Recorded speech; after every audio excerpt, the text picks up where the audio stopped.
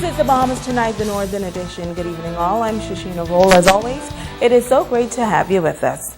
Topping news: an appeal by the president of the Grand Bahama Port Authority for a more relaxed immigration policy to spur economic development in Freeport is sparking a lively debate among some in the business sector.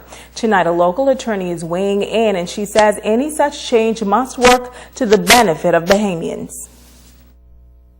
Economic citizenship is a concept that attorney Constance McDonald says has been around for a while. In referring to the president of the Grand Bahama Port Authority's plea for a change in the immigration policy, she says while foreign direct investment is important to any economy, there is one sector that is also just as significant. I think the Bahamian middle class is disadvantaged when it comes to the comparison as to what benefits they get as to what benefits the foreign investors get. I mean, you cannot grow your economy without a good, solid middle class. And when I look around, and what I'm seeing is that the owners of the small and the medium-sized businesses get no incentives, no nothing.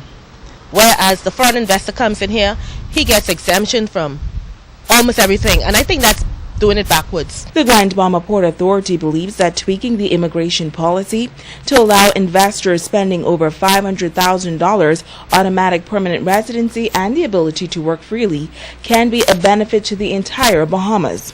While McDonald believes that economic citizenship can indeed boost the economy, she says once investors are given special incentives, the end result should be all about Bahamians. If they're going to be in and they're going to be getting benefits, then we must have a trade-off. And nobody should come in here and believe that they can just come in here and set up shop and make money and send it out to Bahamas. No. They got to come in here. If you're saying they're going to have people employed, they must train the people. And then there must be some checks to make sure that's being done. You see? And then we want to see the development. See, so it has to be hand in hand with a training package so that at the end of the day, you'll have a win-win situation as opposed to a win-loss situation. As the Grand Bahama Port Authority seek ways to boost the economy of Freeport, they say one major challenge is the length of time to approve foreign transactions. So yes, the process is too long, and the government needs to seriously look at that. There's no need. Once you set your guidelines and the people have to bring in certain documentation, there's absolutely no reason why it has to take long. She says if this does not change, then Bahamians may lose out. Either the project is going to fly, or you turn them down, and then that gives another person an opportunity to come in with a project. You see, because if the projects are good and then Bahamians will be employed, that's good. But if it isn't going to be that way, then, stop wasting time. And don't have people just hanging in limbo.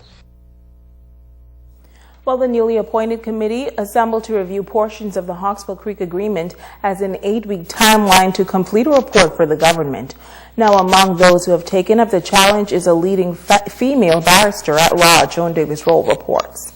We have this youthful young lady, Cassietta McIntosh, who would bring her youthfulness and her in-touch connectivity with young people, really, whose future we are talking about securing through the work we do. She's a female and she has youth on her side. For the nation's leader, the Prime Minister, the Right Honorable Perry Christie, this is considered a winning combination, as he expressed confidence in her appointment to the special committee. This new body has been mandated by the government to examine portions of the Hawksbill Creek Agreement, which are set to expire in August of this year. That woman is local attorney Cassietta McIntosh. First of all, let me say that I was very honored to be chosen to be a part of the committee, and I'm excited to go forward in this process. I think we have arrived at a pivotal time in the economy of Grand Bahama, in which we have to take this process very seriously and take all of the stakeholders' views and opinions in the context so that we can come up with a practical way for Grand Bahama to retrieve that magic that I'm told once existed. McIntosh says that this northern island has a rich history, and the role its founders, together with the Grand Bahama Port Authority, have played for decades has been significant. Realizing that she will not only sit among learned men many years her senior, her impact in bridging the gap with the former and present generation, she says, will be exciting. Persons are not they don't lack in telling you what it used to be like. And then having been exposed to different countries, different cultures. We are able now to see how we can move forward in a positive light. And from the youth aspect of it, or from the next generation, we have a lot to say. And I'm hoping that they will talk to me and I can bring that out and we can try to make that a successful marriage that's going to end in the benefit of all Bahamian people, especially in Grand Bahama. Joan Davis Rolle, ZNS Network News. Members of the Constitutional Commission taking the educational campaign to 8 Mile Rock last night. The commission has been traveling throughout the country, educating Bahamians on the proposed bills on gender equality. Kimberly Mullings was there. Members of the Constitutional Commission made their way to Grand Bahama Thursday evening to begin informing various communities about the 4 proposed amendments to the Bahamas' Constitution, one of the highest-ranking documents in the land. Justice Ruby Nottage, co-chair of the Public Education Program, says seeing Bahamians throughout the country involved in modernizing this 41-year-old document speaks volumes about change.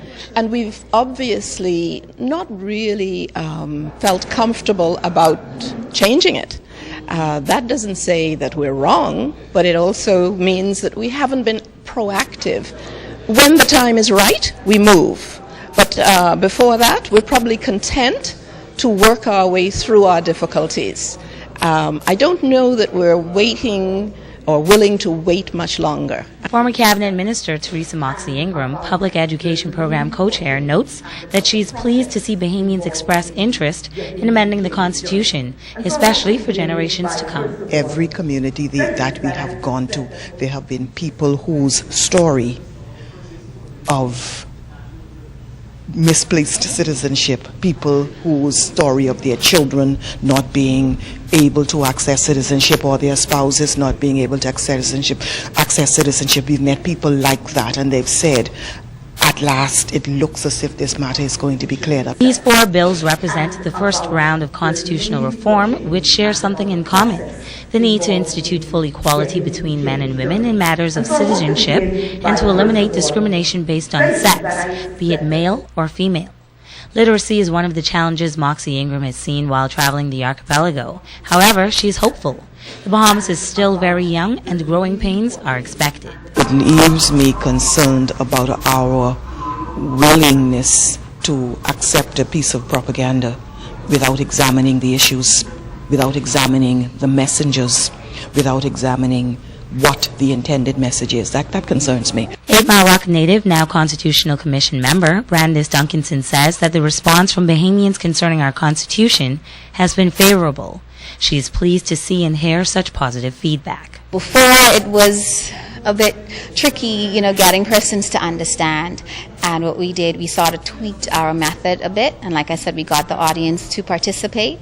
And at the end of each session, people would say the same thing: oh, now I finally understand it, So what's all the fuss about on the talk shows? That's it. That's what it's all about, And so it's been very positive, very encouraging. Now that Bahamians understand the Constitution with the help of the Commission, it is the government's hope that the 4 proposed amendments and any future ones come to fruition for people by the Bahamian people. Kimberly Mullings, ZNS Network News. Thanks, Kimberly. Well, this morning, members of the commission held an educational session at the Sir Charles Hayward Library where members brought 12th grade students up to date on the proposed changes. Italia Hall was there. The Constitutional Commission met with students from various high schools on the island to educate and clarify any misconceptions students may have on the 4 proposed constitutional bills. Co-chair for the Public Education Committee of the Constitutional Commission, former Justice Ruby Nottage, says she is honored to be able to discuss such an important issue with the nation's future leaders. Some of these children are 17, going to be 18. Some of them actually are 18 and will be voters, hopefully, in the next election or referendum. And so it's important that our young people get to know the facts about these 4 bills. I see a format that should be repeated all through the country. In other words, I'm going to take this back to Nassau. I think we need to speak with the students in Nassau as well. And so Freeport will be on the map historically as the group that started this motion to really begin to speak to our young citizens and to get them informed. It was an interactive session for students and teachers. They say it was an educational experience. I think it's very helpful because even us as adults, sometimes I know in the staff room, we have arguments about who is a citizen of the Bahamas and citizenry. And I think one of the subtle issues of citizenry that's not even known by adults is the issue of how citizenship is passed on to children in the Bahamas. This experience is very helpful because now, as the future female voters of the Bahamas, we now know the power and the rights we have, that we can pass our own citizenship to our children, and that was not the case before. And coming from the home of a foreigner and a Bahamian, it's great to know that everything is different for me than when it was for my mother. The educational session with teachers and students taking place at the Sir Charles Hayward Library. Reporting for ZNS Network News, I'm Natalia Hall. In other news, it's been 4 months since the fatal plane crash that killed prominent pastor Dr. Miles Monroe, his wife, and 7 other persons. An investigation into the tragedy wrapped up last month and identified pilot error as the probable cause of the fatal plane crash. Tonight, a relative of the Monroes is talking about this development and the impact it is having on the grieving families. Dr. Freeman Lockhart is the brother of Ruth Ann Monroe and brother-in-law of Dr. Miles Monroe and Pastor Richard Pinder, 3 of the victims of that deadly plane crash back on November 9th. Dr. Lockhart thanking the community for its continued prayers and support over the past 4 months. He says while everyone is coping, it is something that will never go away and they just have to deal with it. It still seems so surreal, and it's still something that we are trying to grapple with and come to terms with. And I think part of it too is because of the image and the stature they were in the community. You're constantly reminded of it by persons. They mean well, everyone means well, and I don't want to discourage it, but persons are constantly asking and reminding simply because of their stature and station in our community. Lockhart says he remains in contact with the children of Dr. Miles and Ruth Monroe and Pastor Richard Pinder.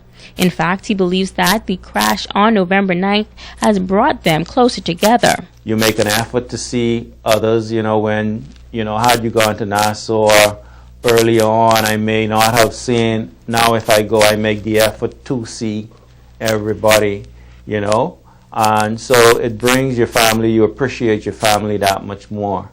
A recent report by the Civil Aviation Department identified poor decision-making by the pilot's crew as the reason for the plane going down at the rear of the Grand Bahama shipyard. But Dr. Lockhart says the family isn't dwelling on that report. The investigators do what they have to do, present the facts as they see it, as they find it. But, at the end of the day, nothing changes. We still pretty much have to move on. Dr. Lockhart says the family, including members of Bahamas Faith Ministries, are now preparing to travel to Israel. It is an annual trip for the church family for the past 30 years. But this year, the government of Israel will hold a special tree planting ceremony that will honor the legacy of Dr. Miles and Ruth Monroe. They are being recognized in Israel by the Israeli government and also the religious leaders over in Israel. They are going to have a tree planting, a planting of a tree on their, in their memory. And the family, as many as the family, that is the immediate family and also the church family, is making an effort of getting over there. Dr. Freeman Lockhart says the family, including the members of Bahamas Faith Ministries, are grateful for the support of the public. He is asking for their continued prayers. Megan Shepard, ZNS Network News. So that's the Bahamas Tonight. The Northern Edition continues right after this.